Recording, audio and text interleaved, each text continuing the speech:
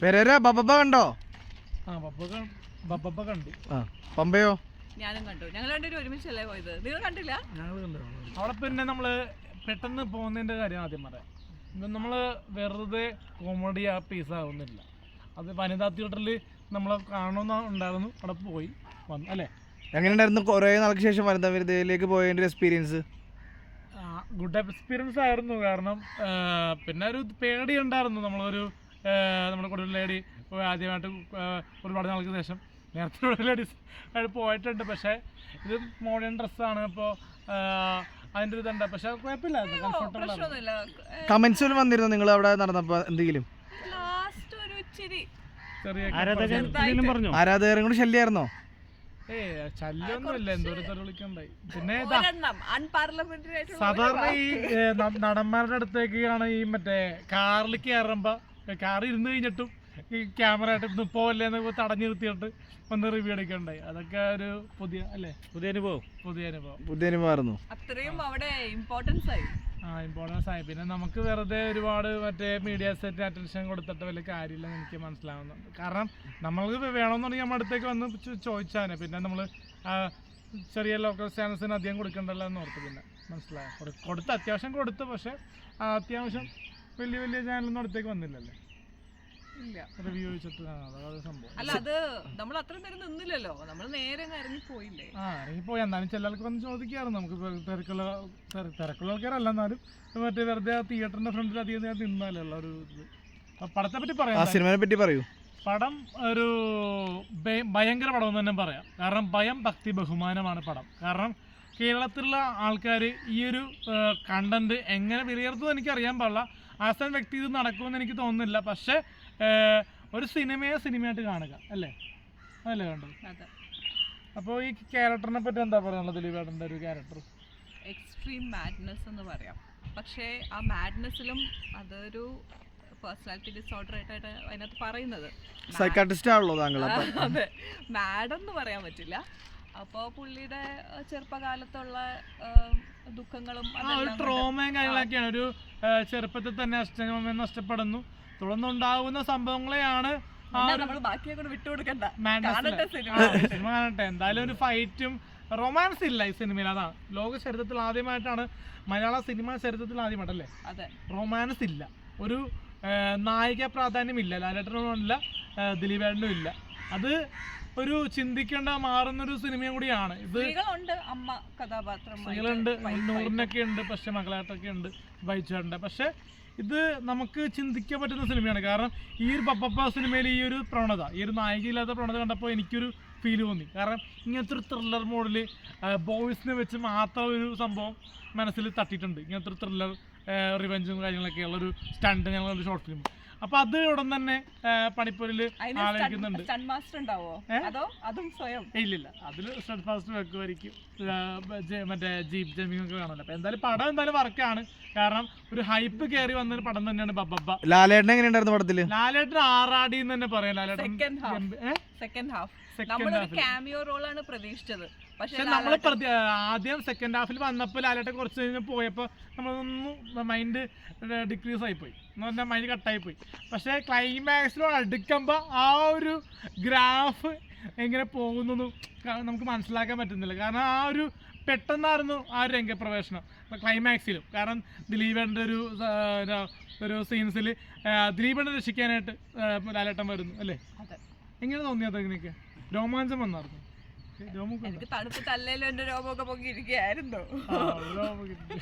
അല്ല, കാര്യത്തിലോട്ട് കിടക്കാം. മാസ് പടം fight start to end fight ആണ്. എല്ലാ 2-3 മിനിറ്റ്സിലും ഫൈറ്റ് ഉണ്ട്. എന്ന് വെച്ചാൽ കുട്ടികൾക്ക് കാണാൻ പറ്റാത്ത രീതിയിലുള്ള എക്സ്ട്രീം വയലൻസ് ഒന്നും അല്ല അതിൽ.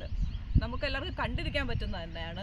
Cinematography is extremely good. Camera work വളരെ നന്നായിട്ടുണ്ട്. അരുൺ വളരെ നന്നായിട്ട് ക്യാമറ ചെയ്തിട്ടുണ്ട്. അത് എനിക്ക് എടുത്ത് പറയേണ്ടി വരും. ഫാഹിമ് നല്ല രീതിയിൽ റൈറ്റ് ചെയ്ത ഫാഹിമും നൂറിനും. പിന്നെ നൂറിൻ്റെ സീൻസിൽ ഡയലോഗ് പോരാന്ന് എനിക്ക് തോന്നി. ഇത്തോട്ട് ഡയലോഗ്സ് കാണാമായിരുന്നു. അപ്പോൾ ഫാഹിമിന് അത്യാവശ്യം സ്കോർ ചെയ്യാനുള്ളൊരു സ്കോർ ഇതിനകത്തുണ്ട്. പിന്നെ ഇത് എടുത്ത് പറയേണ്ടത് ദേവേട്ടൻ, അശോകേട്ടൻ, പിന്നെ സലീമേട്ടൻ്റെ ആ ഒരു ഗസ്റ്റ് അപ്പിയറൻസിൻ്റെ വക്കീലായിട്ട് എന്താ പേരെന്തായിരുന്നു? മുകുന്ദനുണ്ണി. അപ്പൊ ത്രോ ബാക്ക്. അതെന്താണെന്ന് അറിയാമോ? മുകുന്ദനുണ്ണിയുടെ ആ ഒരു ഫ്ലാഷ് ബാക്ക് എന്താണെന്നറിയോ? അത് മീശ മാത്രമുള്ള സെറ്റപ്പ് അല്ലേ, സോഡ പൊട്ടിക്കുന്നതും കാര്യങ്ങളൊക്കെ, അതൊക്കെ നല്ല രീതിയിൽ തിയേറ്ററിൽ ഓളം ഉണ്ടാക്കിയതാ. പിന്നെ ലാസ്റ്റ് ഇതിനൊരു സെക്കൻഡ് പാർട്ട് എന്ന രീതിയിലാണ് നിർത്തിയിരിക്കുന്നത് ക്ലൈമാക്സിൽ.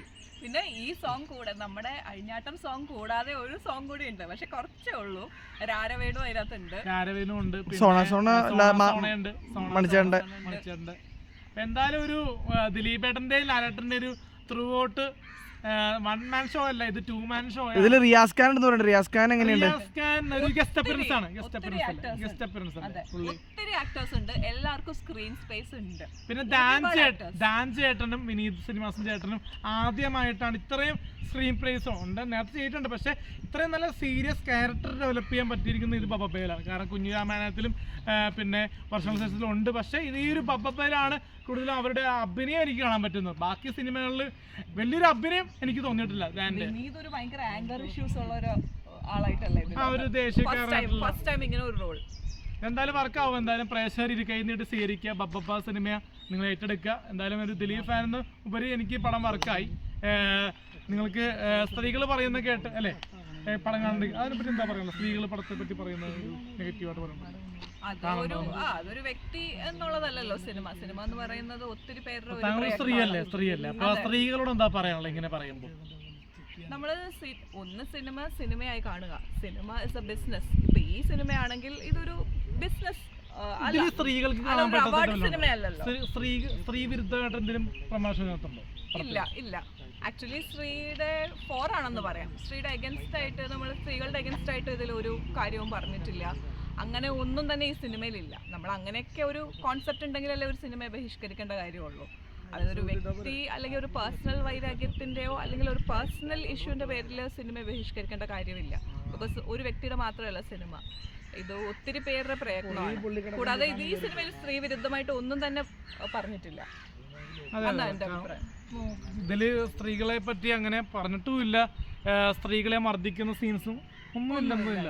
ഇതില് വയലൻസ് ഉണ്ട്, ഇല്ലെന്ന് പറയുന്നില്ല. അതൊരു ത്രില്ലിങ്ങിന് വേണ്ടി ഒരു 10 പേര് അടിച്ചിടുന്നു, 100 പേര് മറിഞ്ഞു പോകുന്നു, കൊല്ലുന്നു, അങ്ങനത്തെ സീക്വൻസ് ഉണ്ട്. പക്ഷെ എന്തായാലും ഇതൊരു ഒരു വയലൻസ് അഗെയിൻസ്റ്റ് വുമൻസ് ഇതിനകത്ത് കാണിക്കുന്നില്ല. അത് എന്തായാലും ഒരു പ്ലസ് പോയിന്റ് ആണ്, എടുത്തു പറയേണ്ടതാണ്. പിന്നെ ഇതില് മ്യൂസിക് ഗോപി സുന്ദറാന്ന് തോന്നുന്നു അല്ലേ, ശ്യാമാണോ? അപ്പൊ അവരുടെയൊക്കെ മ്യൂസിക് വർക്കൗട്ട് ആയിട്ടുണ്ട്. എന്തായാലും ഒരു നെഗറ്റീവ് പിള്ളേരെ കാണിക്കുന്ന സീക്വൻസ് അത് വേണ്ടെന്ന് എനിക്ക് തോന്നിയിട്ടുണ്ട്. ബാക്കി ദിലീപേട്ടനെ കാണിക്കുന്ന മതി, തുടങ്ങിയാൽ മതിയായിരുന്നു. പക്ഷെ ഇതൊരു ബിഗിനിങ് അത് കാണിച്ചു വരുന്ന ഒരു ഫ്രഷ്നെസ് ഉണ്ട്. പക്ഷെ അത് വേണ്ടെന്ന് തോന്നി പലപ്പോഴും. പക്ഷെ അതൊരു പുതുമയുണ്ട്. പിന്നെ പല സിനിമകളെ കണ്ട് മറന്ന നമ്മള് സ്റ്റണ്ടല്ല. ഇതില് വിലായത്ത് ബുദ്ധയ്ക്ക് ശേഷം ഇതില് ഒരുപാട് എന്താ പറയുക ജീപ്പ് ജമ്പിങ് ഒക്കെ കാണിക്കുന്നുണ്ട്. പിന്നെ ചേസിങ്, അതൊക്കെ നല്ല രീതിയിൽ എഫോർട്ട് എടുത്ത് ചെയ്തിട്ടുണ്ട്. ഹൈ ബഡ്ജറ്റ് തെലുഗു മൂവിയിലുള്ള പോലത്തെ ഫൈറ്റ് സീൻസ് അത് തന്നെ. കാരണം ഗോകുലം ഗോപാലേട്ടനോട് നന്ദി പറയുന്നു. കാരണം ഗോകുലം ഗോപാലൻ ചേട്ടാ, അപ്പോൾ താങ്കൾ ഈ പടത്തെ നല്ല രീതിയിൽ നിർമ്മാണം ചെയ്തിട്ടുണ്ട്, അത് എടുത്തു പറയണം. കാരണം ശ്രീ ഗോപാലൻ മൂവീസ് അല്ലേ നല്ല രീതിയിൽ അത് തിയേറ്ററിലേക്ക് എത്തിച്ചിട്ടുണ്ട്. അദ്ദേഹം അഭിനയിച്ചിട്ടുണ്ട് ഒരു ആശാനായിട്ട് കഥാപാത്രം. അപ്പോൾ അദ്ദേഹത്തിൻ്റെ ഗോകുലം ഗോപാലൻ ചേട്ടൻ്റെ പെർഫോമൻസും ഗംഭീരം തന്നെ പറയാം. ഒരുപാട് പടങ്ങളിലുണ്ട്, പക്ഷേ ഇതിൽ എടുത്തു പറഞ്ഞല്ലോ. കാരണം നമ്മൾ ഒരുപാട് റിവ്യൂ പറഞ്ഞില്ല. പക്ഷേ ഗോകുലം ചേട്ടൻ ആറാടുകയാണെന്ന് തന്നെ പറയാം. ലാലേട്ടൻ ദിലീപേട്ടൻ്റെ ഒപ്പം കോമ്പിനേഷനാണ് കൊടുത്തിരിക്കുന്നത്. എന്തായാലും പപ്പ തിയേറ്ററിലുണ്ട്, നിങ്ങളിപ്പോൾ തിയേറ്ററിൽ പോയി കാണണം. സ്ത്രീകളുടെ പുരുഷന്മാരും രണ്ട് സൈഡ് അഭിപ്രായം പറയുന്നുണ്ട്. അതുകൊണ്ട് തന്നെ ഇത് പടം നിങ്ങൾ തിയേറ്ററിൽ പോയി കണ്ടിട്ട് അഭിപ്രായം പറയുക. അഭിപ്രായം കേട്ടിട്ട് ഒരിക്കലും പടത്തിന് പോകാണ്ടിരിക്കരുത്. എൻ്റെ അഭിപ്രായം കേട്ട് നിങ്ങൾ പോകാണ്ടിരിക്കരുത്. പക്ഷേ നിങ്ങൾ തിയേറ്ററിൽ പോയി പടം കാണണം എന്നാണ് നമ്മുടെ ഉദ്ദേശം അല്ലേ. ജനപ്രിയ നായകന്റെ തിരിച്ചുവരവ്, ജനപ്രിയ നായകനും യൂണിവേഴ്സൽ സ്റ്റാർ ആയിട്ടുള്ള ലാലേട്ടൻ്റെ ഗംഭീര വരവേൽപ്പാണ്. കംപ്ലീറ്റ്ലി ആക്ടറിൻ്റെ ഒറിജിനൽ OG എന്ന് പറയാം. അപ്പോൾ അത് തന്നെ ഇനി നേരിൽ കാണുന്നവരെ വണക്കം, ഇനി സന്ധിക്കുന്നവരെ വണക്കം.